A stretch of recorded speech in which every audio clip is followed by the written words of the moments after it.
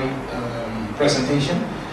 Whenever you do some search, let's say on the internet, you leave, let's say, choices there.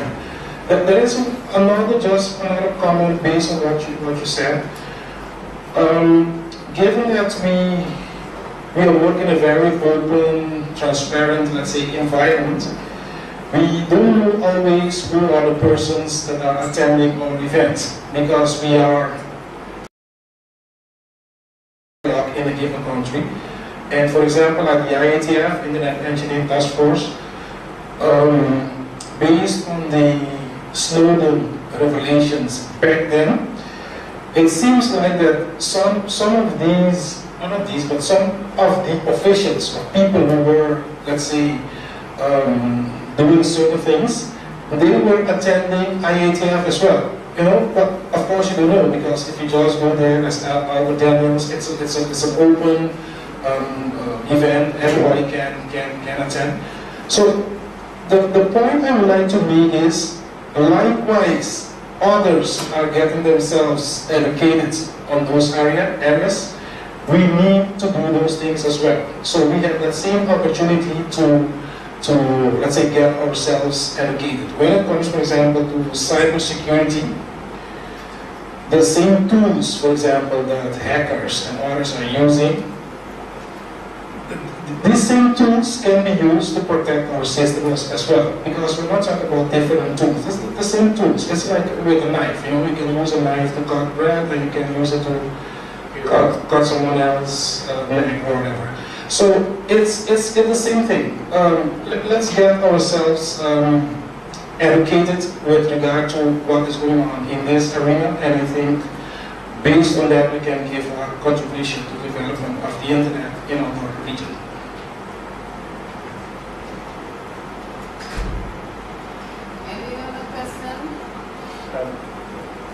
Locally, regionally, our regional local, there have been questions about net neutrality. And I just wondered if you found that throughout the 5 regions, throughout those 5 regions, have you found that there is quite a difference in the way that people perceive or understand net neutrality? Because recently we are beginning to see it. I mean, in simple ways, like, for example, if an ISP locally says that it wants to ban an OTT application, which really is about net neutrality, so it's coming into the language of the people. But I just wondered if you've seen other regions, how they perceive it. Okay, so in covering the Caribbean, there are 32 territories that I have responsibility for. So what I try to do is to attend events in those countries like this when they're taking place, and I also attend the regional events of people like the CTU, Canto, and so on. Of course, I'm aware of what's happening in the wider Latin American Caribbean region and outside with regard to these discussions. From an ICANN perspective, you will not find much discussion within ICANN forum on that particular issue, because that is one of the issues, like regulation of content, that falls outside of the ICANN mandate. But what I've seen globally in our ICANN meetings is typically when civil society meets with at large and the other groupings, because it's civil society which looks at the interests of users, typically there will be some mention and some internal discussion with regard to that as one of the issues. And then the scenarios are different. The scenario with regard to the ISPs and what's happening in the Caribbean is not exactly the same as what's happening, for example, in North America or in Europe and other places. So there's some differences. So from an ICANN perspective, and this is an area where I need to be very careful, from an ICANN perspective, you will not find that a policy being develop on net neutrality within the ICANN forum. When I go home as an individual and I'm using some service, whether over or under the top, and all of a sudden my service does not work as I expect it to, and then I am told, well, you know, we don't allow that on our system. I'm saying, well, I just paid you for internet. Right? So where do you get off deciding, you know, whether I use my water, you know, to drink just out of a cup, or whether I use it to make juice? Right? When would that become your decision? So what I'm saying there is that we would all have personal positions with regard to a lot of these issues, but in direct answer to your question, what I can say is that there is increased debate within and outside of ICANN on the issue, and the way it's been tackled varies in the Caribbean with regard to what's happening outside of the Caribbean. For example, within Internet Society, we do have a different approach, because Internet Society, especially when it comes to education, it's not like we do have a given, like we're selling equipment or something like that. We are selling knowledge, education, you know. So we would like for persons acquainted with the challenges, and then of course we'll give our position as well, based on the fact that we think that the internet should remain open to everyone. With respect to net neutrality, for example, you may hear or find different positions based on that particular person's or organization's view. For example, operators would have another, operators/ISPs, they would have a different opinion than, for example, regulators. And even in the US, for example, like 2 or 3 years ago, FCC had a given position, and we have seen that with the new chairman of the FCC, they're trying to change that position. But for us, it's very important, because it's not about simply to talk about net neutrality. It's very important that net neutrality discussions or debate, let's say, go beyond, let's say, what would look very innocent, because it touches, let's say, the fundamentals of how the internet functions. So for those of you who are maybe not really acquainted with the topic, so net neutrality, when we talk about net neutrality, or if we look at the internet itself, the internet is all about the business of sending, let's say, packets, you know, be it voice, data, internet, whatever. It's just packets being sent. And if you look at the TCP protocol on which the internet is based, basically it didn't make, let's say, the distinction back then if this is a voice traffic, if this is video or whatever. It's just a packet, and it will just send a packet. And nowadays discussions are whether or not we should prioritize given let's say, packets. So, and then we come, let's say, to this whole net neutrality debate. So again, I don't have, let's say, enough time to go really in depth regarding that. But it's not simply about net neutrality, it's about the very basic fundamentals of how the internet functions. And it touches, let's say, the TCP protocol on which the internet is based. So that is why we need to look carefully at net neutrality, and at the end of the day, we are promoting, let's say, an open internet. So that's why you would hear, I didn't mention right now, but within Internet Society, we do have our own position regarding net neutrality as well. Any other question? I'm just wrapping up.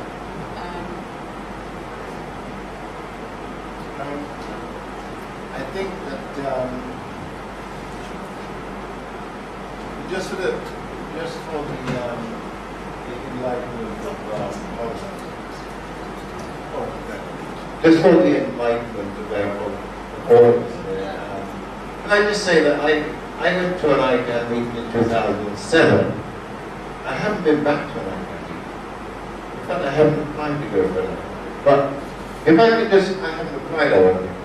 But can I just fill in the space between 2007 and here, because there are, you know, as Albert Daniels explained, there is an ecosystem. So you can fit into the ecosystem wherever you want.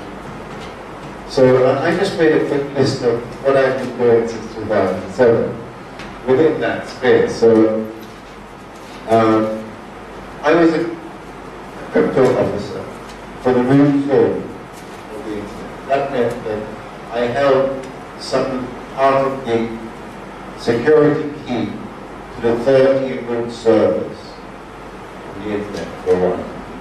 And I still, up to this day, participate in IP policy at ARI. I do it on a week-to-week basis. In CCWG, the Cross Community Group, the first outing, first group, I spent many months in meetings about putting stress tests together to test the accountability and the transparency of the ICANN, the organization. And I'm still involved in work group 2, where we discuss from time to time, and I believe it's the first iteration of the public comment on the interpretation of one of the bylaws related to the way that we pursue the way that ICANN deals with human relations in the community. So I'm fairly busy on that level. So there's quite a lot going on, but maybe one of these days I'll plan to go to another ICANN meeting, depending where it is, really. Thank you so much. Shaban? Yes, okay, basically I would like to just mention two small things.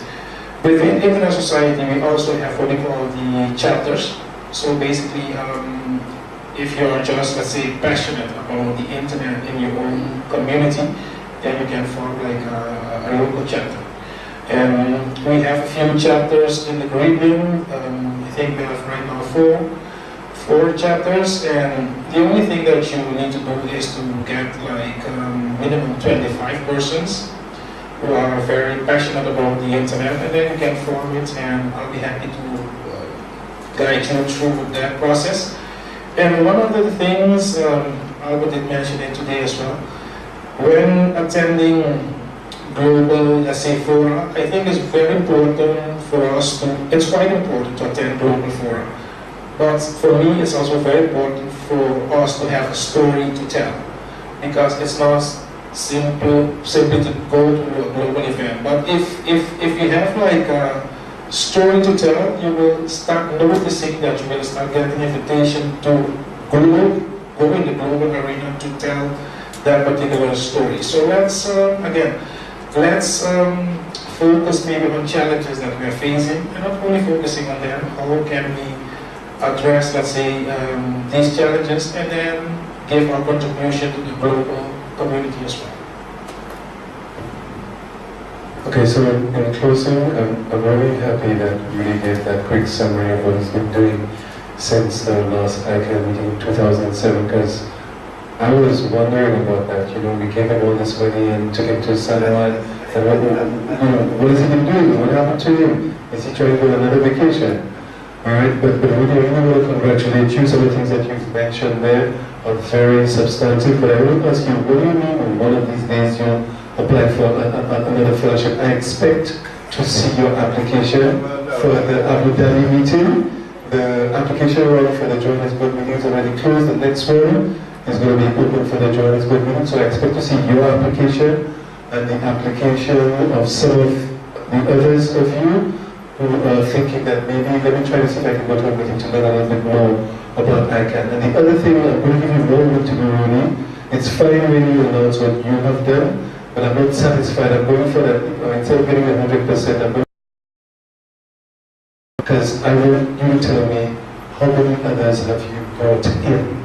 So how many persons have you encouraged to apply for the fellowship and what are they doing? So kudos to what you have done personally, but let's see how many others we can bring in. Because you may have spent the whole day with us just because, you know, we give nice jokes and so on, that this thing is not really of interest to you, but you may know somebody who may be interested in this kind of stuff. Let's bring them in, because they may be the ones to drive this kind of thing. So in closing, find out what's going on, find out where the meetings are being held, LACNIC, ISOC, ARIN, ICANN, see what the process is for applying for fellowships.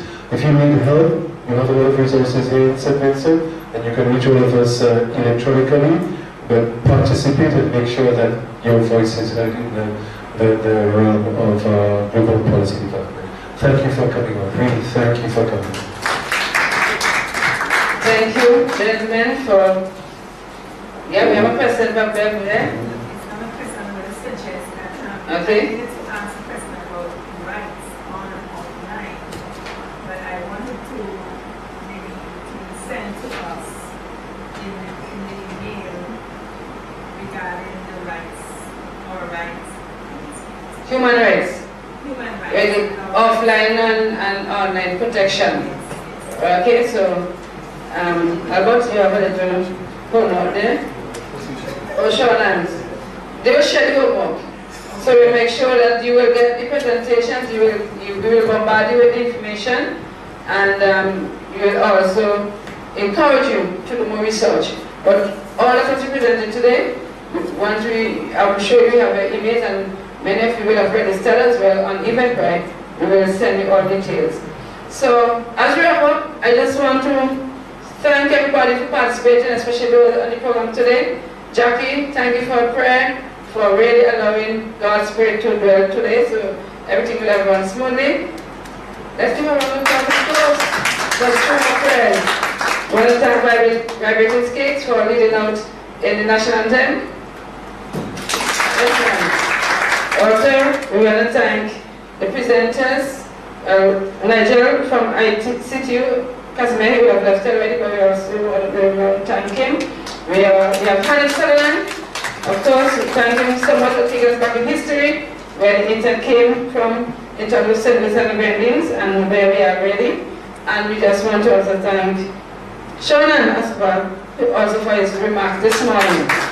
And main facilitators, of course, we have Shonan, the Staff of Cybersecurity, very impressive. You will get that presentation. And Mr. Albert Daniels, we have heard more from him. And of course, we want to thank you, although you didn't share all the gifts. You share one gift, but we want to thank you, and I will share that gift to everybody. So thank you very much. And not forgetting, we just want to thank our sponsors, NTRC. We had live broadcast today on the web. Thank you, and we have Master Stansons and Joan. Cyrus, for being behind on the technical scene, and we have the administrative part. We have Kisha there. Kisha also had worked with me closely to get things done and her staff, because she worked with many other staff. I mean, normally when NTS is involved in anything, they pull everybody together. Everybody had to work, and I was very impressed with them, and thank you for that. RBTT, we had Mr. Brown here earlier, and they will have sponsored part of today's activity. We want to thank RBTT Bank. Flow St. Vincent, of course, they are sponsored. If it had not been for them, we would have been still hungry here. Thank you so much. With that, he made this venue possible. He sponsored the venue. Thank you. And of course, Mr. Aaron, who made French's House available, and Mr. Marksman, you said the shop a while ago, he will have helped to set up everything. We want to give thanks to them. And of course, we must thank Sharon and Albert, Daniels, and Nigel. They will pay their way here, full pay. Their accommodation, everything. They don't ask anything from us. All they ask us is to get the event prepared and ready. and they were just ready to be here. And I wanted to thank you very much, right, for your contribution, tremendous contribution. Of course, we always forget to thank somebody, somewhere, but I must thank you for being here. Because had it not been for you, we would not have been an event. So thank you very much, and of course we look forward for your future interest. Go online, you'll get all the materials, do the research, see where your interests lie. It's a lot of information today, but you don't need to find yourself involved in everything. Just look for one interest and can build yourself from there. Regardless of whatever, your interest, whatever it is, just find an interest and be right? That's true? Right. So once again, thank you very much, and I wish you all the best as we continue in this work, in spreading the message and internet awareness. A round of applause for Roxanne and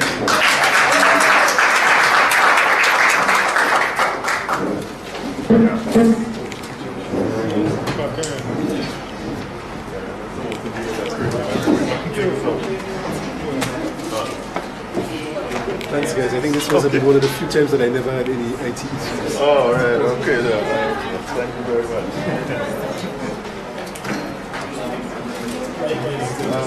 much.